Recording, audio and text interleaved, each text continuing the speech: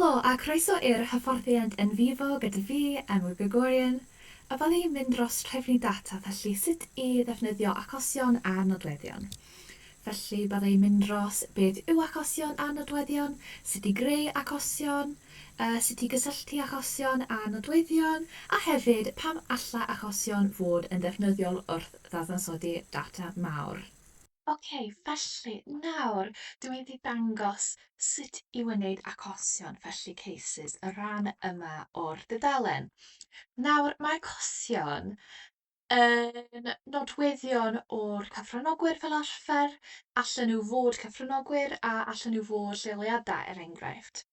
A mae nodweddion achosion fel arfer y nodweddion cyfranogwyr enghraifft. Rhyw oedran, efallai lleoliad hefyd, ac alla hyn yn helpu chi gyda'ch dadansoddiad, yn enwedig wrth redeg ymholiadau o ran cymharu efallai safbwyntiau menywod o gymharu a dynion enghraifft neu pobl o oedrannau wahanol, felly alla fod yn ddefnyddiol iawn gyda ymchwil.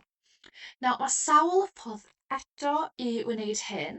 Dwi'n mynd i ddangos un ffordd syml iawn ac wedyn un ffordd arall i codio nhw yn awtomataidd. Alla hynny fod yn haws. Felly, dyma'r esboniad o achosion. Wrth gwrs, felly, dwi'n mynd i dechrau trwy agor y ffeil cyffaliad 1. Fel gwelwch chi, mae 'da ni ddwy person yn siarad, felly yw'r ymchwilydd a hefyd y cyfranogwyr gyntaf. Felly, dwi'n mynd i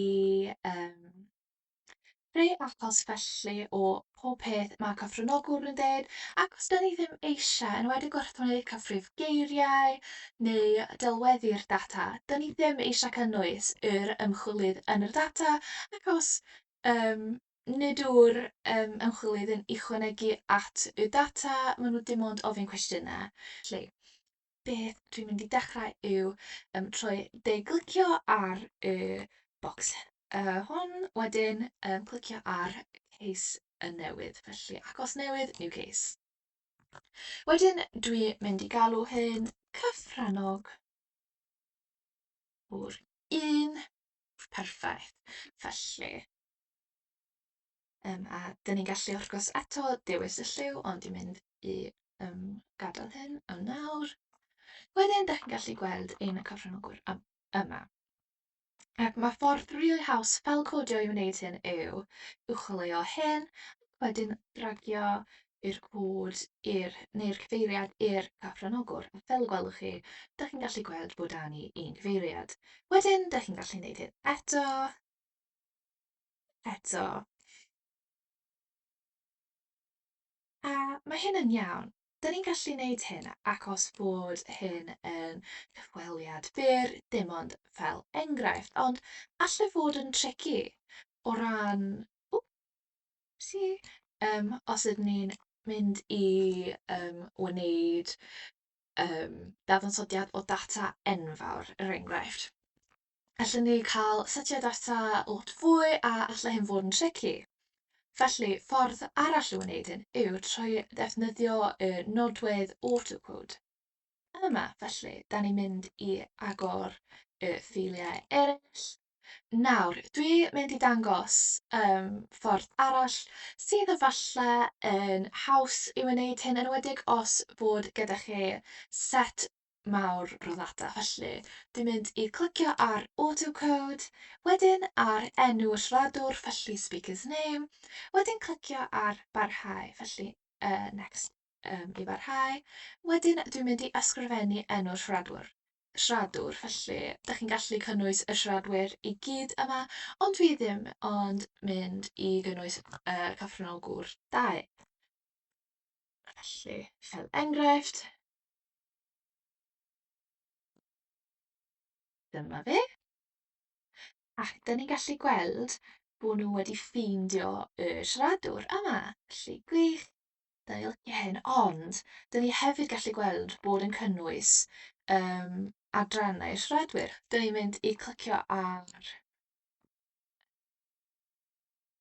chwilydd i rhannu hyn. Yep, ond gwych. Wedyn clicio ar nesaf, create new classification, a dyn ni'n mynd i galw hyn cyfran ogwyr. Participants felly, cyfranogwyr. Wedyn clicio ar finish autocode. Na, os ydyn ni clicio ar cases felly, da ni gallu gweld ymchwilydd a cyfranogwr 2. A os ydyn ni clicio ar cyfranogwr 2 felly, dwywaith, da ni gallu gweld pob cyfraniad o cyfranogwr 2. Nawr, alla hyn fod yn rili ddefnyddiol yn ywedig o ran grwpiau ffocws yr enghraifft, jyst i weld beth yn union pob person yn deud. Efallai bod ganddyn nhw bartner gwahanol, safbwyntiau gwahanol, felly mae da ni cyfranogwyr 3, cyfranogwyr 4 a cyfranogwr 5 felly. Dwi'n mynd i clicio ar autocode eto.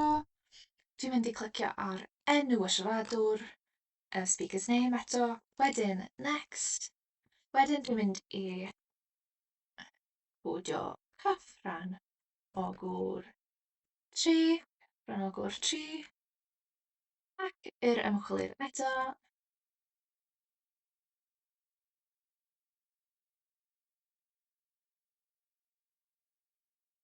Wedyn, dyn ni gallu gweld bod Enwifo wedi ffeindio y 2 person.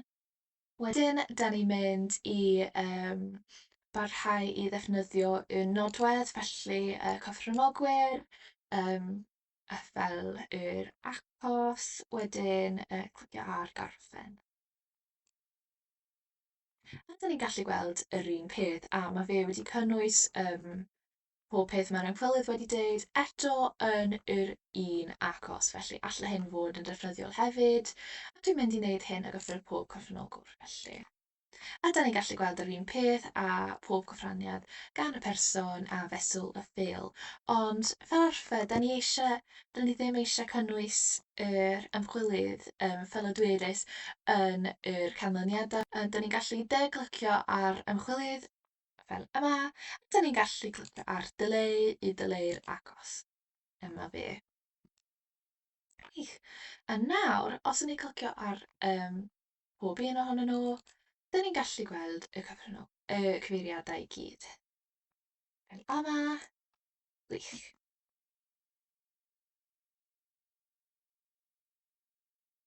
Felly, nawr bod gyda ni ein cyfranogwyr i gyd, da ni angen nesaf dewis y nodweddion felly. Mae modd i chi gwneud hyn gyda llaw trwy clicio ar cyfranogwyr, clicio ar New Attributes, a wedyn dewis yr enw, felly rhyw oedran. Dych chi'n gallu dewis pa fath o gwybodaeth dych chi eisiau cynnwys. Er enghraifft, os o'n i'n mynd i dewis prifysgol, dwi'n gallu ychwanegu hyn yma, a wedyn dych chi'n gallu teipio y value yma, wedyn clicio ar add, wedyn OK, ond dwi ddim mynd i gwneud hyn. Felly mae gyda fi taflen Excel, felly dwi'n mynd i mewnforio'r taflen gwybodaeth. Felly dwi'n mynd i agor hyn, wedyn agor achosion, a mae taflen hyn ar gael ar y porth o dan y fideo. Wedyn agor. Wedyn, dwi'n mynd i clicio ar nesaf. Rydw i mynd i newch yn siŵr bod hyn yn iawn, felly mae hynny yn iawn. Wedyn nesaf. Mae hyn yn iawn hefyd. Wedyn clicio ar finish. A nawr, dych chi'n gallu gweld bod ein cyfranogwyr yn gysylltiedig ag rhyw nodweddion. Felly, dyn ni'n gallu gweld ein cyfranogwr gyntaf yn gysylltiedig ar enw Aled. Mae'n 19, yn astudio seicoleg, a hefyd mae yn y blwyddyn gyntaf.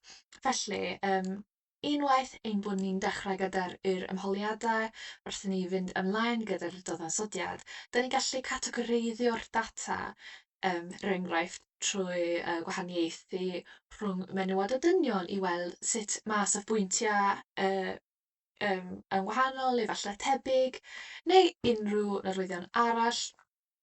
Alla hyn fod yn arbennig o ddiddorol a defnyddiol o fewn setiau data enfawr. Os oes gyda chi llawer iawn o data, alla hyn fod yn defnyddiol o ran dosbarthu a categoreiddio'r data a cymharu rhwng cyfranogwyr.